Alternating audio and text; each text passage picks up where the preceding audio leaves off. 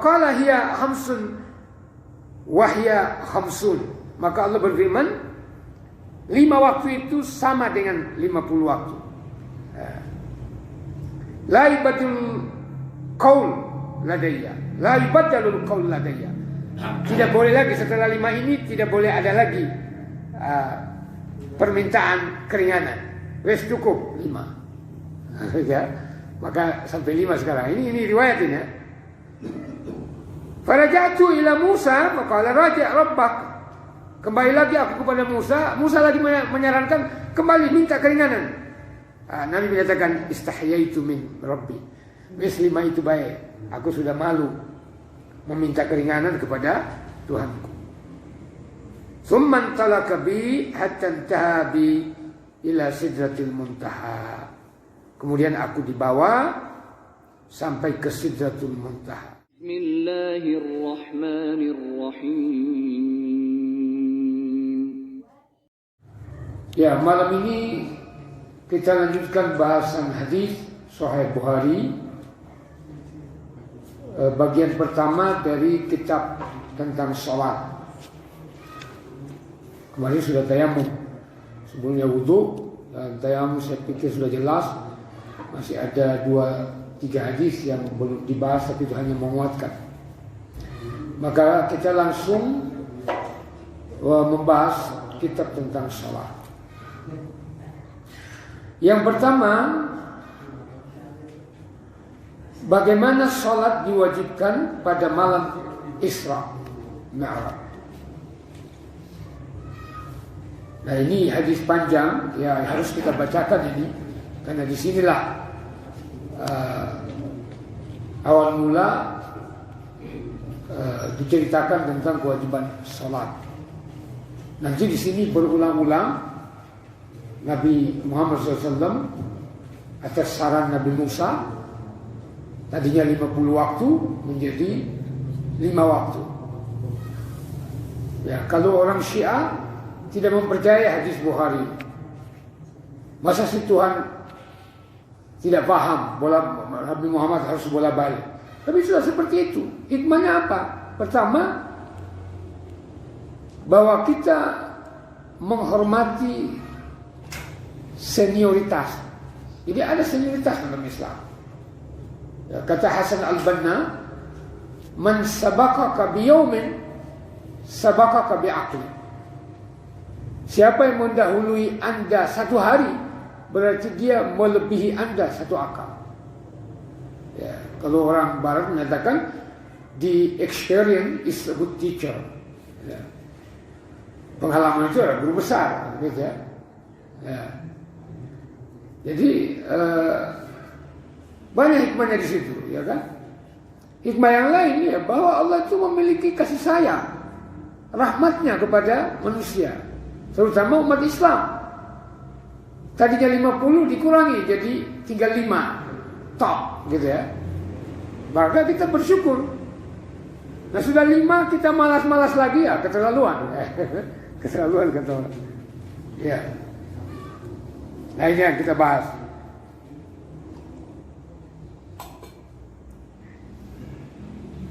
Hadis pertama diriwayatkan dari Yahya bin Bukair sampai kepada Anas bin Malik dan Abu Bakar, Abu Dzar. Abu Dzar menceritakan anna Rasulullah SAW qala, bahwa Rasulullah SAW bersabda, furija an saqfi baiti wa ana di Makkah. Aku sedang di Mekah pada waktu itu, atap rumahku terbuka. Ya, maksudnya bagian rumah Nabi terbuka. Fanazala Jibril, maka Jibril turun. Jibril alaihissalam turun. Fafaraja an sadri, thumma ghasalahu bima'i Zamzam. Jibril pun membedah dadaku, kemudian mencuci dadaku, yaitu hati Nabi SAW dengan air Zam-Zam. Ya, jadi Nabi mengalami bedah itu ada beberapa kali. Pertama ketika berumur 4 tahun, sedang bermain-main di sekitar rumah atau kebun Halimatus Sa'diyah. Nah, yang kedua ketika mau bermi'raj, berisra dan mi'raj. Nah, kenapa dibersihkan? Ya, menghadap Allah itu harus bersih, gitu ya.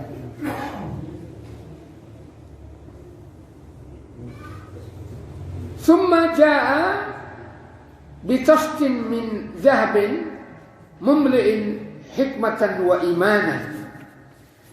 Kemudian Jibril membawa bejana yang terbuat dari emas yang berisi hikmah dan iman. Ya, jadi Nabi diisi ilmu, hikmah dan iman di dalam dadanya sebelum berangkat. Ya. Fa'afragahu fi sadri summa atbaqahu. Kemudian Jibril memasukkannya ke dadaku, kemudian menutup dadaku kembali setelah dibedah. Summa akhadha biyadiya. Kemudian Jibril mengambil tanganku, fa'araja bi ila sama'id dunya. Kemudian dalam hadis ini Jibril membawa aku, kata Nabi, ke langit dunia. Ya, mampir di Palestina terus sedelok atau sebentar. Secara ringkas kata Nabi, falamma ji'tu ila sama'id dunya. Apa itu sama'id dunya? Langit dunia. Langit dunia itu yang mana? Yang ada bintang-bintangnya. Tatkala aku berada dan Jibril di langit dunia, qala Jibrilu li khazinis sama' iftah. Maka Jibril berkata kepada penduduk, kepada penjaga langit dunia, langit pertama berarti, iftah, buka pintunya. Qala, penjaga langit yang pertama tadi berkata, man hadza, siapa ini?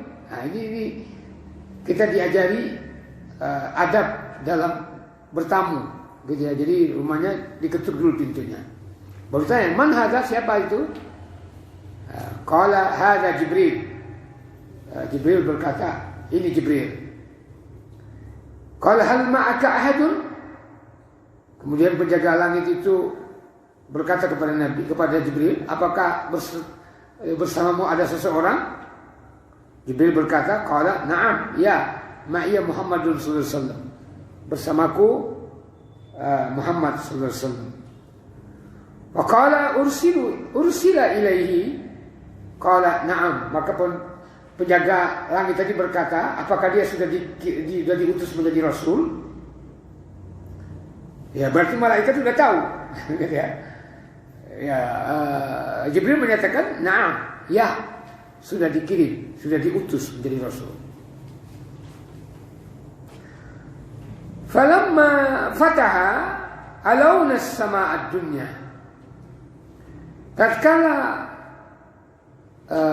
penjaga langit pertama tadi membuka pintu, maka kami pun ala itu terangkat atau meninggalkan langit dunia. Jadi berarti sudah berada di langit dunia. Jadi langit pertama. Fa idza rajulun qa'idun ala yaminihi aswidatun wa ala yasarihi aswidah. Kata Nabi, maka tiba-tiba kami melihat ada seorang laki-laki yang duduk. Di samping kanannya banyak aswidah, yaitu bantal-bantal. Di samping kirinya juga ada bantal. Idza nazara qibala yaminihi dhahik. Apabila ia melihat ke sebelah kanan, laki-laki tadi tertawa. Wa idza nazara qibala yasarihi baka. Namun bila dia menghadapkan wajahnya ke sebelah kiri, dia menangis. Jadi kalau ke kanan dia tertawa, kalau ke kiri dia menangis. Faqala marhaban bin nabiy salih wal ibni salih. Maka orang yang bersandar tadi menyatakan, selamat datang nabi yang saleh dan anak yang saleh. Jadi berarti Nabi Adam tahu. Qultu, kata Nabi li Jibril, kepada Jibril, man hadha? Siapa ini? Hai Jibril. Jibril berkata, hadha Adam. Ini adalah Adam alaihissalam. Wa hadhihi al-aswida an yaminihi wa shimalihi nasamu banihi. Bantal yang di sebelah kanan dan yang di sebelah kiri itu adalah gambaran dari anak turunannya. Fa ahlul yamini minhum ahlul jannah. Maka orang yang di sebelah kanan, mereka itu adalah penghuni-penghuni syurga. Wal aswidatul lati an shimali ahlun nar. Sementara bantal-bantal yang ada di sebelah kirinya itu adalah penduduk neraka. Fa idza nazara an yaminihi dhahik. Apabila ia melihat ke sebelah kanannya, dia tertawa karena senang melihat anak-anaknya, anak turunannya masuk surga. Namun wa idza nazara qibala shimalihi baka. Ya, kalau dia melihat ke kiri, dia menangis karena dia kasihan. Biar bagaimana orang tua itu ya, marahnya, jengkelnya sama anaknya, dia tidak ingin anaknya itu masuk neraka. Nah itu Nabi Adam seperti itu. Dia sedih melihat gambaran anak-anak turunannya masuk neraka. Nah itu tadi Adam ya. Kata Nabi, hatta araja bi ila sama'i tsaniyah, hingga kami naik ke langit yang kedua. Maka Jibril berkata kepada penjaganya, iftah, buka pintu. Wa qala lahu, kenapa diperintah ini buka pintu? Menunjukkan bahwa Jibril itu pemimpin malaikat. Jadi Jibril itu pemimpin malaikat.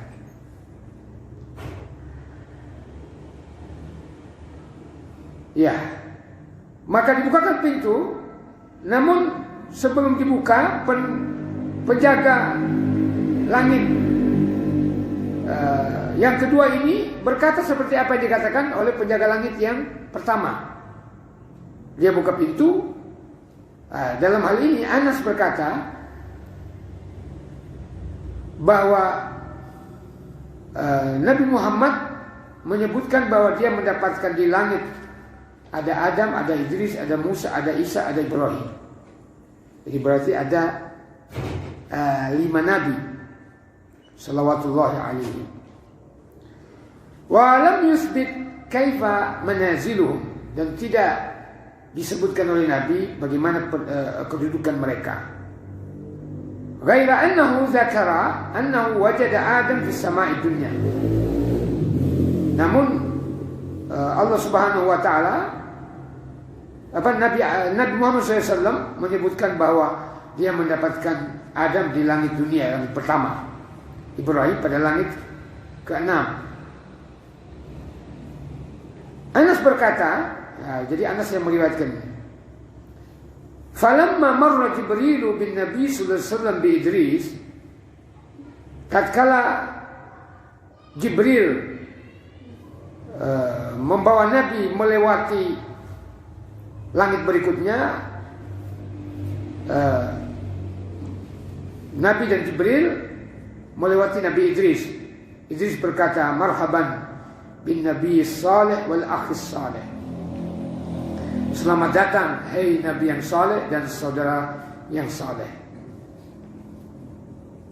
Maka fakultu, Nabi Muhammad bertanya kepada Jibril, man hadza? Siapa ini?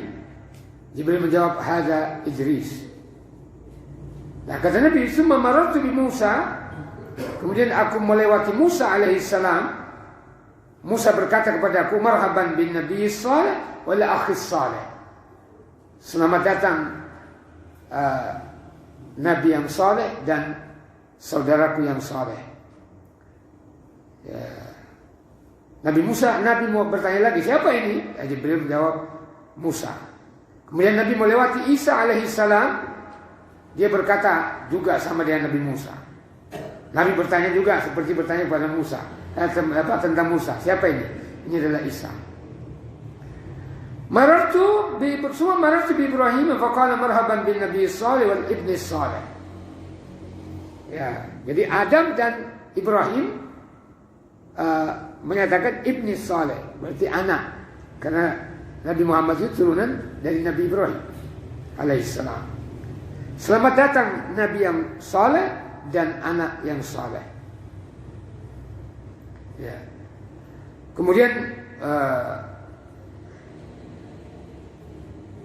Nabi bertanya juga, siapa ini? Dijawab oleh Jibril, ini Ibrahim.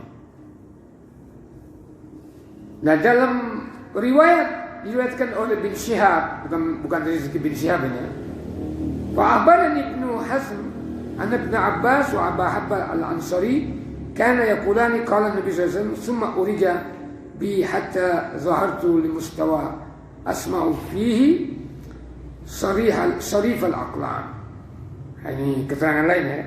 Nah, setelah itu Nabi diangkat ke langit, gitu ya. Ibnu Hazm dan Anas bin Malik berkata bahwa Nabi SAW bersabda, "Fafaradallahu ala ummati." Jadi ini langsung aja nih. Kalau cerita Muslim panjang ya. Kalau Bukhari ini diringkas. Jadi setelah Nabi sampai ke langit ketujuh, kemudian ke Sidratul Muntaha, beliau diberi kewajiban oleh Allah Subhanahu wa taala atau menerima kewajiban dari Allah Subhanahu wa taala yang wajib bagi umatnya 50 waktu sholat. 50 waktu sholat.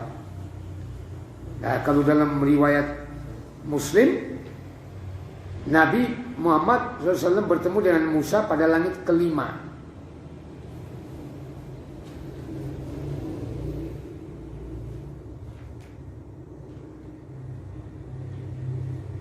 Ya, faraja'tu bidzalika hatta marartu ala Musa. Aku pun kembali dengan membawa 50 kewajiban salat, 50 waktu. Wah, 5 waktu ada kita angel ya. 50 waktu. Nabi pun kata Nabi, aku melewati Musa. Musa menegur aku, ma faradallahu laka ala ummati. Apa yang diwajibkan oleh Allah terhadap umatmu? Qultu, Nabi bersabda, Nabi mengatakan, farada 50 salatan. Aku dan umatku diperintahkan, diwajibkan untuk melaksanakan 50 waktu salat. Musa berkata, farja ila rabbi, kembali kepada Tuhanmu, minta keringanan. Fa inna ummataka la tutiku dzalik. Sesungguhnya umatmu tidak sanggup melaksanakan 50 waktu salat itu. Ya, karena riwayat lain Nabi Musa berkata, umatku aja badannya besar-besar tak sanggup, apalagi umatmu 50 waktu. Jadi kita ini ada andil Nabi Musa terhadap kita. Ya. Tapi ini sebenarnya skenario Allah Subhanahu wa taala, karena di sini ada pelajaran yang penting. Bahwa kita perlu berguru terhadap atau bertanya kepada orang yang lebih lama hidup daripada kita. Kata Nabi, faraja'tu fawada'a syatraha. Aku pun kembali minta kepada Allah, maka Allah Subhanahu wa taala mengurangi separuhnya, berarti 25. Ya. Faraja'tu ila Musa, aku kembali kepada Musa dan mengatakan Allah mengurangi 25. Faqala raja' rabbak. Nabi Musa berkata lagi, kembali lagi kepada Tuhanmu. Fa inna ummatak la tutik. Umatmu 25 waktu itu enggak sanggup. Farajantu fawada'a syatraha. Kemudian aku pulang, kemudian diwajibkan lagi sebagiannya. Sampai menjadi lima waktu. Faqala hiya khamsun wahya khamsun. Maka Allah berfirman, 5 waktu itu sama dengan 50 waktu. La ibadul qaul ladayya, la ibadalul qaul ladayya. Tidak boleh lagi setelah 5 ini, tidak boleh ada lagi permintaan keringanan. Wes cukup 5. Ya. Maka sampai 5 sekarang. Ini riwayat ini ya. Faraja'tu ila Musa faqala raja' rabbak. Kembali lagi aku kepada Musa. Musa lagi menyarankan kembali minta keringanan. Nabi menyatakan istahyaitu min rabbi. Wes 5 itu baik. Aku sudah malu meminta keringanan kepada Tuhanku. Tsumman talaka bi hatta intaha bi ila sidratil muntaha. Kemudian aku dibawa sampai ke Sidratul Muntaha. Wa ghasyiha alwanun la adri ma hiya. Sidratul Muntaha itu diselimuti oleh warna-warna yang saya tidak tahu. Summa udkhiltul jannah. Kemudian aku dimasukkan ke dalam surga. Jadi Nabi masuk ke dalam surga. Fa idza fiha habailul lu'lu' wa idza turabuha al-misk. Di dalam surga itu ada habail min lu'lu'. Ya, habail itu dari kata habal, yaitu kuba-kuba yang terbuat dari mutiara, dari permata lu'lu'. Dan tanahnya terbuat dari minyak kasturi. Coba bayangkan surga, tanahnya minyak kasturi. Jadi hadis pertama ini memberi pelajaran kepada kita bahwa sebenarnya sholat 5 waktu ini sudah ringan. Yang tadinya 50. Berarti 45 yang dikurang oleh Allah Subhanahu wa taala. Maka saya katakan ya kita bersyukur. Nah, ini juga sebagai tanda rahmat Allah. Nah, dalam hadis diriwayatkan dari Abdullah bin Yusuf sampai kepada Aisyah radhiyallahu anha, istri Nabi. Dia berkata, faradallahu salata, Allah mewajibkan salat hina faradaha rak'ataini fil hadar was safar. Ya. Ketika diperintahkan oleh Allah, baik dalam dulunya hanya 2 rakaat. Fa ukirat salatus safar wa zida fi salatil hadar. Jadi pertama kali 2 rakaat. 2 rakaat. Baik di perjalanan maupun pada waktu menetap, tidak bepergian.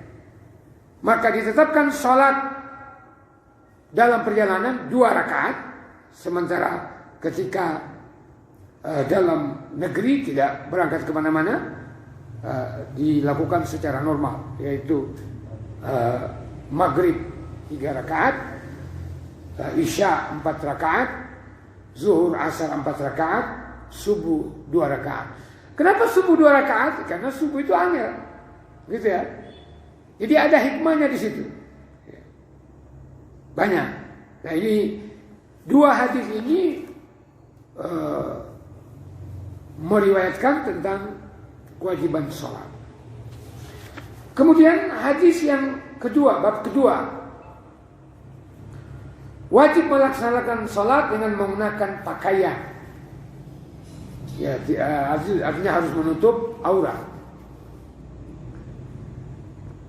Coba kita lihat, ada satu hadis diriwayatkan dari Musa bin Ismail sampai kepada Ummu Atiyah. Dia berkata, Ummu Atiyah ini berkata, umirna an nukhrija al-haidha al-huyadha, ini jamak haid. Kami diperintahkan keluar rumah, yaitu wanita-wanita yang haid, yaumal aidaini, pada hari dua hari raya, yaitu Idul Fitri dan Idul Adha. Wa zawatil khudur, ya.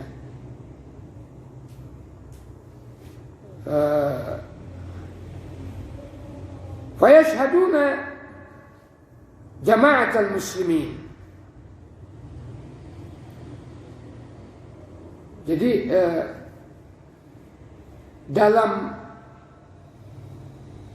salat Idul Fitri dan Idul Adha itu wanita-wanita haid menyaksikan salat, tetapi mereka tidak salat. Jadi hanya menyaksikan aja di situ.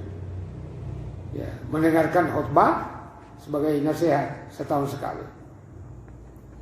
Maka dari hadis ini ditetapkan bahwa salat Idul Fitri maupun Idul Adha itu lebih mustahab, lebih dianjurkan di lapangan. Jadi kata musalla itu artinya lapangan. Ya, kalau di masjid tidak boleh perempuan haid masuk masjid.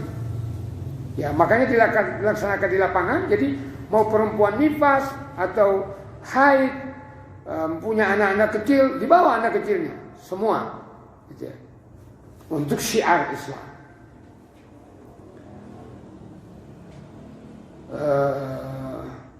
Ini katakan mereka menyaksikan doa-doa orang Islam. Wa ya'tazilul huyadu an musallahu.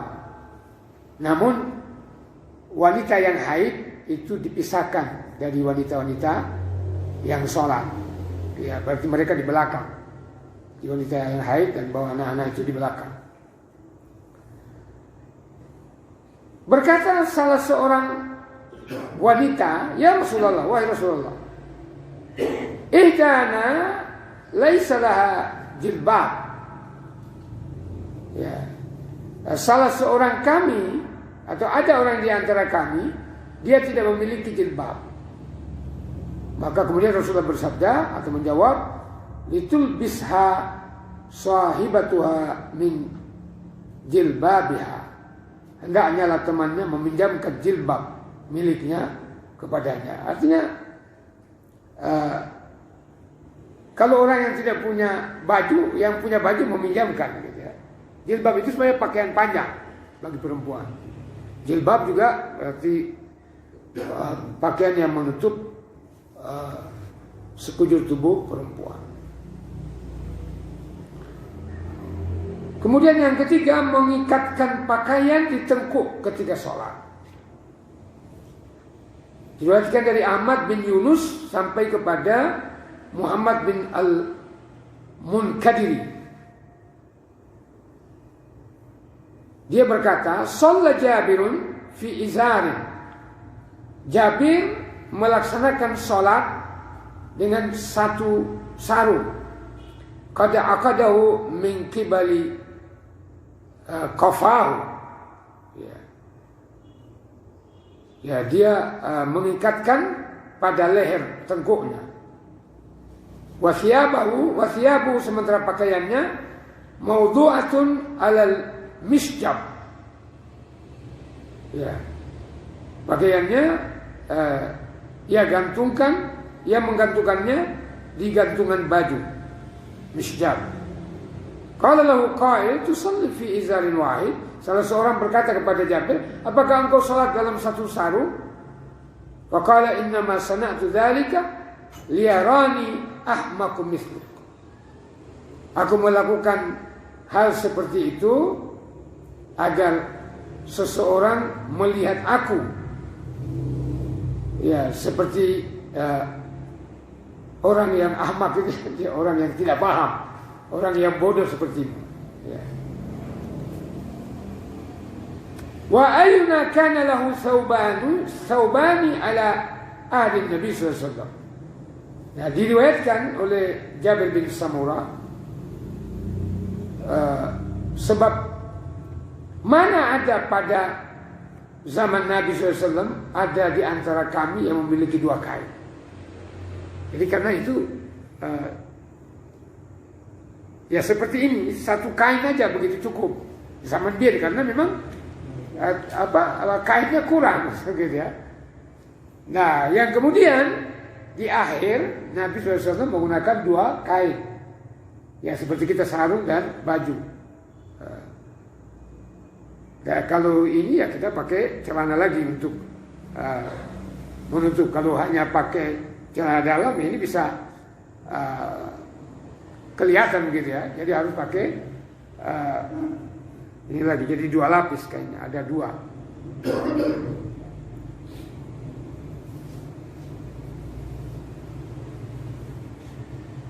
Ya, hadis yang kedua itu sama juga dari Jabir, yaitu melihat Jabir menggunakan satu kain. Maka dulu kita ketika di kampung, kalau pakaian bajunya itu kotor, maka kami pakai sarung diikatkan di sini. Ya. Karena aurat laki-laki dari pusar sampai ke lutut.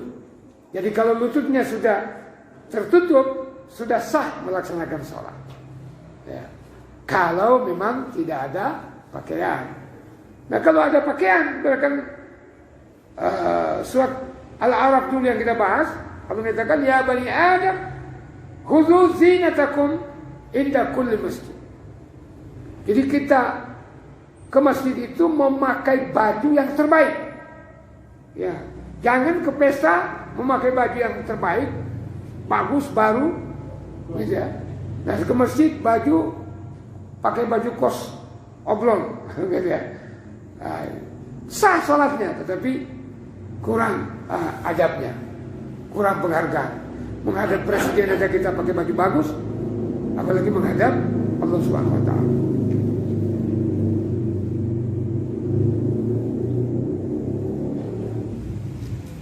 Ya, hadis berikut juga sama itu ya.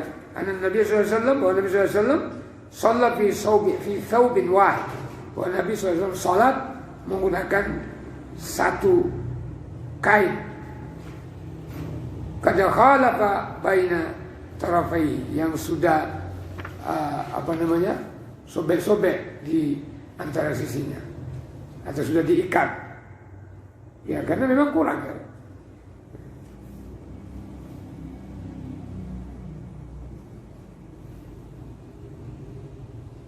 Sama juga hadis ya, hadis yang berikutnya dia, kada alqa tarafai ala atikai. Jadi Nabi SAW mengenakan satu kain yang kedua sisinya digantungkan pada kedua pundaknya. Jadi kainnya diikat di sini, gitu ya. Ya, karena mungkin zaman Bien penjahitnya juga kurang, gitu ya. Kainnya juga kurang, gitu ya. Nah, sama juga hadis diriwayatkan dari Umar bin Abi Salamah. Umar bin Abi Salamah ini yaitu anak tiri Nabi. Karena Ummu Salamah itu dinikahi oleh Nabi setelah Abu Salamah meninggal. Dia berkata, Ra'aitu Rasulullah SAW yusalli fi thawbin wahid. Aku melihat Nabi SAW salat dengan mengenakan satu pakaian. Mustamilan bihi fi baiti Ummi Salamah.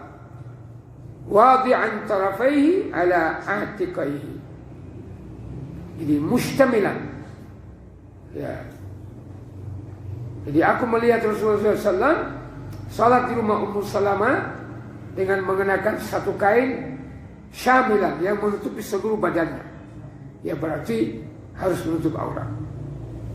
Di rumah Ummu Salamah. Wadi'an tarafaihi, yang menutupi seluruh badannya, yang diletakkan pada kedua pundaknya. Tarafai itu sebenarnya pinggir-pinggirnya diletakkan di dua pundaknya. Jadi di sini berarti kayak diikat gitu ya. Ya. Itu di rumah. Kalau di masjid Nabi sholat dengan pakaian yang bagus. Ya, sedikit lagi dari Ummu Hani, berarti kakaknya Ali bin Abi Thalib ini, memberitahukan bahwa dia mendengarkan Ummu Hani binta Abi Thalib. Jadi maula ini bekas budak. Ummu Hani ini mendengarkan Ummu Hani bin Abi Thalib berkata, taqulu zahabtu ila Rasulullah SAW. Dia berkata, aku pergi bersama Rasulullah SAW amal fathi, pada waktu penaklukan kota Makkah.